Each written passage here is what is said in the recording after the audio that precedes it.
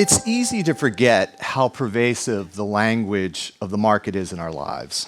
The notion that individuals or collective entities and their behavior are best understood through their efforts to maximize their utility and measurable tradable interests, and that we should view interactions between individuals through the transactional lens of bargaining is, historically speaking, relatively recent. This conceptual frame was unleashed by an intellectual revolution with deep roots in Europe, but taking off in the 1960s and 70s in places like the University of Chicago, and gaining policy prominence in the 1980s when this market framing shaped the worldviews of Margaret Thatcher in the United Kingdom and Ronald Reagan in the United States in the 1980s. Its popularity was so widespread that it was continued and in many ways deepened by their successors on the left, Tony Blair and Bill Clinton, in what we now think of as the neoliberal consensus. The lens of the market and economics, micro and macro, has moved far beyond describing how prices were set and how markets and goods and flow of finance capital worked, and has been increasingly applied to subjects ranging from law to human social behavior. Indeed, that language of economics and the language of the market has increasingly been used to describe human activities, things like sports, love and romance, and even war, that were once understood as driven by passions that were hard to measure and immune to bargaining. This application of the market and economics lens to war and conflict began during the Cold War and expanded since, and has been especially noticeable ever since. Now, in the paper, I have a long discussion of Thomas Schelling and game theory and how they began this sort of economic and market lens to look at war. But the example I want to look at today with you is what is now commonly referred to as the bargaining model of war, which has come to dominate the study of international politics in the academic world.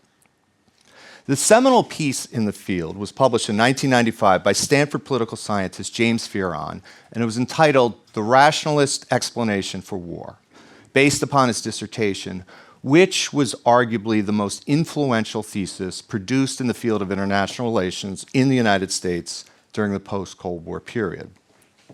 To Fearon and others, war is less a natural part of political life and more a puzzle to be explained. Why? It's hard, if not impossible, to know with certainty, ex ante, the outcome of any conflict. Launch a war, and you might lose and suffer devastating consequences. And even if you win on the battlefield, modern war is so terrible that both sides could emerge worse than when they began. This was certainly the case with the First World War, which, even though Great Britain and France prevailed, with earlier help from Russia and later help from the United States over Germany, the costly victory left them far less powerful than when the war began. For Fearon and others, the question then became, why don't states seek an agreement or a compromise that any rational, market-based bargaining model would predict? This is why war is a puzzle. Why do states go to war when the outcomes are both uncertain and usually bad, often for both sides?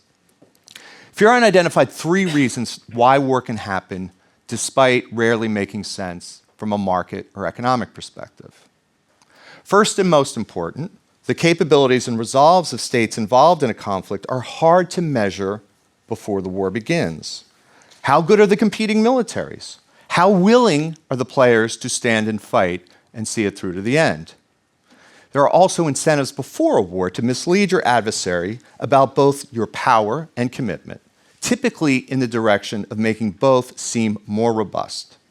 The truth about capabilities and resolve is only known after the war begins, even when it finishes, when it is too late. So that's reason one. Second, war can also happen because of what is called the commitment problem. States may not commit to launching a war because attacking first often provides enormous benefits. Or a state worries that a dramatic change in the future balance of power may generate a rational reason to fight in the future, and therefore an unwillingness to commit. The final reason that wars begin is because the issue at stake, the contested issue that the sides are fighting over, is indivisible. In other words, what matters in the dispute cannot be bargained over. Curiously, advocates of the bargaining model tend to downplay and minimize how often indivisibility comes into play in war, in the same way that Schelling found the idea of wars aimed at completely annihilating an adversary rare and strange. You can see the powerful appeal of such a model. The European empires rushed into conflict in August 1914 because they all believed in the great advantages of striking first. Each state was worried about dramatic shifts in the future balance of power, and pretty much everyone greatly miscalculated the military power and the resolve of their adversaries. In other words, all sides, the Germans, the Austrian-Hungarians, and the French and the Russians, believed that they were stronger and more resolved, and that the war would be over quickly and that they would prevail. It was apparent, however, after only 6 weeks of fighting, after the Germans were stopped in the First Battle of the Marne, that this assessment was completely wrong. By the end of September 1914, it was clear the war would not be over quickly, and that it would be a horrendous attrition struggle between two relatively equally balanced sides, demanding the full mobilization of every participant's economy and society. Yet we know these powers were committed to seeing it through another economic model that could explain their behavior: sunk costs of perhaps 500,000 casualties and tens of thousands of dead in only 6 weeks, whose loss had to be redeemed, and prospect theory, which we know suggests that we try to reverse our defeats instead of cutting our losses. This is the rationalist model, the bargaining model for the First World War. But there's a problem with the rationalist bargaining model, and that is to explain the decision-making of Great Britain. Recall, Great Britain had been a reluctant entrant into the war. The liberal Asquith government engaged in serious debate over whether or not to commit to a war against Germany or not. Recall also that as much as England saw Germany as a threat, in recent memory, Russia and even France had been far sharper rivals, more threatening. British interests by no means completely aligned with those of the French and Russian governments. Recall also, in the early days of the conflict, Great Britain's military commitment to the war had been minimal. Only 80,000 ground forces were on the continent, far smaller than any of the other partners. As a result, there was little fear of sunk costs or making up for lost gains driving British decisions. They could have easily cut minimal losses, 1,700 dead, and reoriented their grand strategy at minimal cost. Indeed, given the tepid initial commitment and reservations about its allies, and given the general recognition that the war would be long and draining, what would a market-based, utility-maximizing, bargaining model tell us that Great Britain should have done? Consider the counterfactual. A Great Britain that brought its small army home after the Marne and decided, instead of fully committing to one side, to pursue its traditional role as a balance wheel, allowing these two enormous alliances to bleed each other in an attrition war, to intervene only on behalf of the side that was losing to tip the balance and prevent a continental hegemon, and to rely on and exploit its traditional power base, which was its navy, its empire, and London's extraordinary financial power. In this scenario, a Great Britain that held back, that maximized its interests and its utility in a way that makes sense from this market-based perspective, would have dramatically increased its relative power compared to any present and future rival, would have avoided painful dependence upon the United States that developed in the years to come, would have gained commanding voice in how the war and politics unfolded on the continent, and would have helped Europe avoid the chaos and turmoil that plagued it for years after the war finally ended. Great Britain most likely would have remained the world's preeminent power. This is, of course, not what Great Britain did. Instead, Great Britain and its far afield empire and dominions raised a massive army, all volunteer at first, which it sent to the continent, fighting a brutal attrition battle for 4 years until it found itself with the Russian and French armies severely weakened, bearing the greatest weight of the conflict. In the end, Great Britain defeated Germany, but at enormous cost, ceding primary world power position to the United States and leaving itself too weak to prevent Germany's rise, Russia's radical shift to communism, or the splintering of its own vast empire in the years that followed.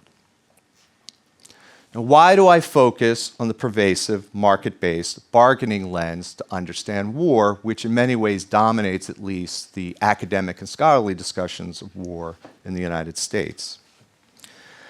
Because I think it underlays much of what experts have gotten wrong about war in our own time and continue to get wrong. Many, if not most, international relations experts believe that Vladimir Putin was pursuing a coercive bluff when he mobilized his military and threatened Ukraine in late 2021 and early 2022. And indeed, from a rationalist bargaining perspective, Russia's invasion made little sense. Neither Ukraine nor even Western NATO countries were a threat to Russia. And unlike times past, winning in Ukraine would add little to Russia's strength. The Donbass in 1900 possessed coal, wheat, a supplicant population, key sources of power in the past. Brutal imperial aggression in 1900 was often ignored by the world. Today, neither coal nor wheat are elements of state power. Conquest is far more difficult and populations far from pliant, and aggressors pay a price, often steep, for invasion. Yet still, Putin attacked. We can imagine similar analyses of China and the United States squaring off over Taiwan. In neither case would the loss of Taiwan pose an existential threat, yet a war between them could bring utter ruin. A bargaining model, a market-based model, which suggests there were powerful incentives to find a compromise, to negotiate a deal, because neither side would benefit from a war, even if, like Great Britain in the First World War, one side or the other, quote unquote, won. The language of the market, where participants coolly attempt to calculate the best ways to maximize their interest and their utility, who threaten force largely as a tool to get a better bargain, and who fall into war mostly because they misperceive their own or their adversary's capabilities or resolve, does a poor job of explaining contemporary conflict. In a world where formal colonialism has been thrown on the dustbin of history, plunder has been replaced by globalization and interdependence, and conquest almost never pays. Unlike the world of the market, international politics is far more often zero-sum than Pareto optimal, and far more of the issues are indivisible and immune to bargaining or compromise. None of this comes as any surprise to historians. As Thucydides reminds us, nations go to war for three reasons: fear, honor, and interest. The econometric lens, which increasingly in recent decades has dominated the academic study of war, does not help us understand the first two, and indeed is potentially misleading when applied to those two. War can be driven by the desire for respect or recognition, or feelings of national pride or hatred for the other, or even because war, as irrational as it can be, has long been an inextricable, powerful, mysterious, binding, and indeed shared part of the human experience. Now, this is not to say that game theory, bargaining, or the language of the market isn't helpful. Those tools do create a very powerful baseline for which we can judge and evaluate the grand strategies that states choose. But like their failures to create the best sports team or promote an ideal algorithm for love and romance, a market-based approach to conflict misses essential, vital elements of why, despite interdependence, massively increased wealth, the emergence of norms of tolerance and human rights, war and conflict, even wars that make little or no rational sense from a market perspective, continue and are likely to continue. And if we are to understand, prevent, and indeed, when tragically unavoidable, prevail in these conflicts, perhaps it is to the historians and not to the game theorists and the economists that we should look to for insight. Thank you.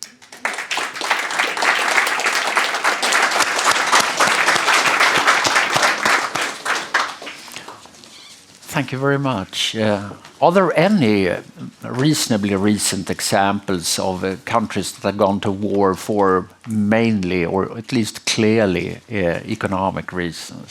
So you could argue that Iraq's invasion of Kuwait in 1990, in order to seize, it had bankrupted itself in the war with Iran. It had gotten mixed signals about how the West would respond. And there was a historical dispute, and the Kuwaitis were doing things on the oil markets that the Iraqis viewed as undermining their economic interests. And so in a narrow sense, there's a lot of other things going on there, but you could look at that as some combination of plunder and economic gain.